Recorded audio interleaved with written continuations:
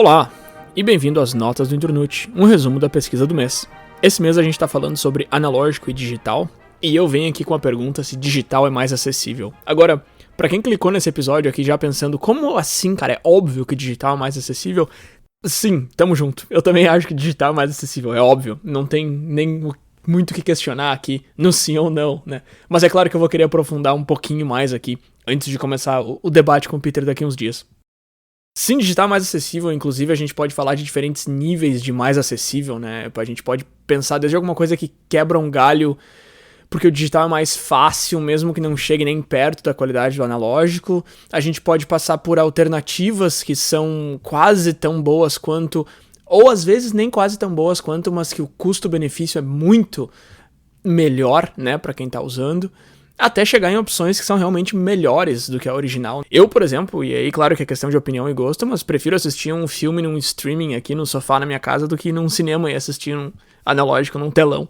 Então, assim, tem coisas que o digital chega a ser melhor, nem tudo é melhor, mas tem muita coisa que é mais acessível. No geral, sim, né, a resposta pra essa pergunta desse episódio é sim, claro que é mais acessível. O fato da gente se perguntar isso já é meio que uma amostra de que a gente... Me parece que a gente tá começando a esquecer de como que eram as coisas antigamente, assim. Por exemplo, eu tava conversando com os colegas hoje no trabalho e a gente tava falando de um personagem de um filme, ninguém tava lembrando, e eu tava com um fone, e aí eu perguntei pro fone quem que era o personagem do filme, e a Siri lá do outro cômodo me respondeu, e eu falei pra eles, é tal. Então não é nem aquela ideia de puxar o celular do bolso e olhar, é literalmente perguntar pro robô, como se ele fosse um quarto integrante da conversa, né? E aí a gente pode começar a entrar num outro lado aqui do argumento, que não é nem que não é acessível, mas se a gente quer achar algum problema, a gente pode usar esse exemplo que eu dei aí pra dizer que o digital banaliza um pouco o conhecimento, né? Porque se todo mundo consegue achar a resposta de quem é esse personagem em 5 segundos perguntando pra Siri, então pra que saber, né? De que vale saber, de que vale o conhecimento? Fica banal, chega a um ponto que não tem mais valor nenhum.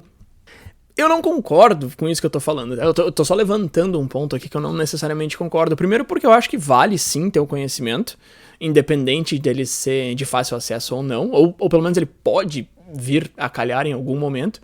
Segundo que o conhecimento em si, ele não é o destino final necessariamente, né?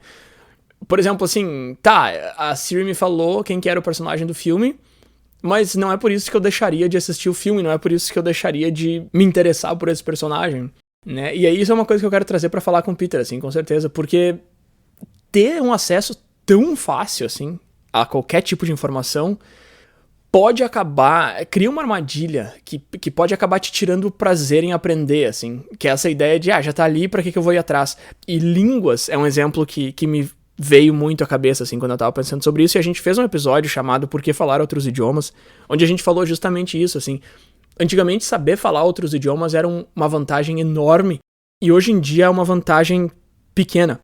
Continua sendo uma vantagem, claro, mas o acesso a serviços de tradução e a qualidade dos serviços de tradução em tempo real cresceu muito. E aí, assim, eu decidi falar com várias pessoas, com vários alunos lá da escola de inglês na língua deles, e claro que tinha várias línguas que eu não sabia, então eu fui aprender um pouquinho, 2, 3 frases de cada língua antes de falar com todo mundo. Tinha umas 12 nacionalidades, eu acho. E, cara, eu me diverti muito fazendo isso, assim. E aí eu parei pra pensar e, cara, por que eu parei? Tipo, a gente estudou francês há um tempo atrás, sabe? Fez 1 ano de aula de francês. E hoje em dia é uma coisa que eu não faria, porque se eu precisar de francês... Assim, primeiro, quando que eu vou precisar? Eu moro no Canadá, então é possível que eu precise. Mas vão ser poucas situações e quando eu precisar eu tenho um acesso fácil. Mas aí a resposta de por que eu estudaria veio enquanto eu tava fazendo esse exercício, assim. Por que eu estudaria? Porque é legal. Porque é prazeroso, sabe? Porque é bom de aprender. Então eu acho que só o fato de tu ter acesso à informação não quer dizer que tu não precisa ir atrás ou que tu não deveria ir atrás, porque pode ser bom, pode ser prazeroso, pode trazer coisas boas. Então esse acesso muito fácil banaliza essa informação, esse conhecimento. Talvez sim, talvez não. Não deveria, mas eu ainda não consegui chegar numa resposta concreta para esse banaliza.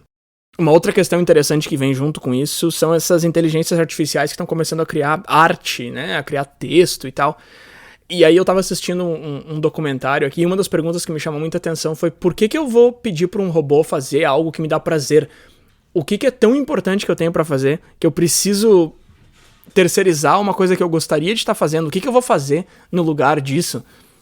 Então isso é interessante, assim, aquela ideia de, tá, é possível, mas não é só porque é possível que eu preciso fazer, sabe? Esse é um ponto que definitivamente eu quero pegar bem mais a fundo, assim, quando estiver falando com o Peter, mas não vou entrar muito nisso agora. É um assunto que tá muito em alta e eu acho que é um assunto muito importante, independente de quem se interessa por esse assunto ou não se interessa, eu acho que ele é um assunto importante. Porque é uma tecnologia que tá chegando com força e existe muito esse medo de que, de repente, ela vai substituir, enquanto que o outro lado vem defender e dizer que, na verdade, ela vem ajudar como uma ferramenta. E eu acho que esse é o debate mais interessante dessa ideia de analógico digital, mas isso a gente vai falar daqui uns dias. Valeu!